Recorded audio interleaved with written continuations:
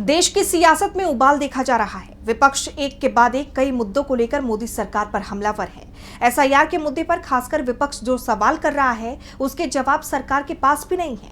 लेकिन विपक्ष ने भी ठान लिया है कि वो इस पूरे मामले का पर्दाफाश करके रहेगा, जिसके लिए नए सिरे से रणनीति बनाई जा रही है। एक हफ्ते में दूसरी बार इंडिया गठबंधन की बैठक बुलाई गई है, जिससे मोदी सरकार की टेंशन बढ़ती दिखाई दे रही है। देखिए ये रिपोर्ट। मोदी सरकार विपक्ष के निशाने पर है। संसद में विपक्ष के सवालों ने मोदी सरकार को कटघरे में खड़ा कर दिया है, तो संसद के बाहर भी एसआईआर पर जो मोर्चा विपक्ष ने खोला है उसने सरकार की नींद उड़ा दी है और अब विपक्ष ने अपने इस आंदोलन को और आगे बढ़ाने की पूरी तैयारी कर ली है। इसके लिए इंडिया गठबंधन की अहम बैठक बुलाई गई है। इस बार ये बैठक कांग्रेस अध्यक्ष मल्लिकार्जुन खड़गे आयोजित कर रहे हैं। 11 अगस्त को वो दिल्ली के चाणक्यपुरी के होटल ताज पैलेस में इंडिया गठबंधन के सांसदों के लिए डिनर होस्ट करेंगे। इस डिनर में सभी घटक दलों के नेताओं के शामिल होने की उम्मीद है। इस दौरान एसआईआर के मुद्दे पर सरकार और चुनाव आयोग के खिलाफ विपक्ष के मोर्चे को और मजबूत बनाने को लेकर चर्चा होगी।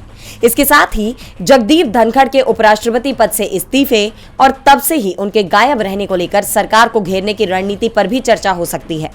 पिछले एक हफ्ते में ये इंडिया गठबंधन की दूसरी बैठक होगी। इससे पहले 7 अगस्त को कांग्रेस सांसद राहुल गांधी के आवास पर यह बैठक बुलाई गई थी, जिसमें 25 पार्टियों के लगभग 50 नेता शामिल हुए। इस दौरान ये तय किया गया कि 17 अगस्त से बिहार में महागठबंधन वोट अधिकार यात्रा की शुरुआत करेगा। इस यात्रा का नेतृत्व राहुल गांधी और तेजस्वी यादव मिलकर करेंगे। ऐसे में अब खड़गे की तरफ से बुलाई जा रही ये बैठक विपक्ष के मजबूत इरादों को दर्शाती है।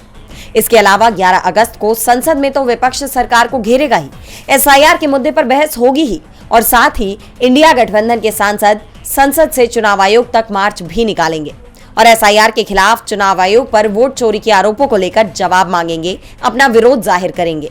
विपक्ष की एकजुटता और ठोस इरादे ने चुनाव आयोग और बीजेपी के लिए मुश्किलें बढ़ा दी हैं। डीबी लाइव की रिपोर्ट।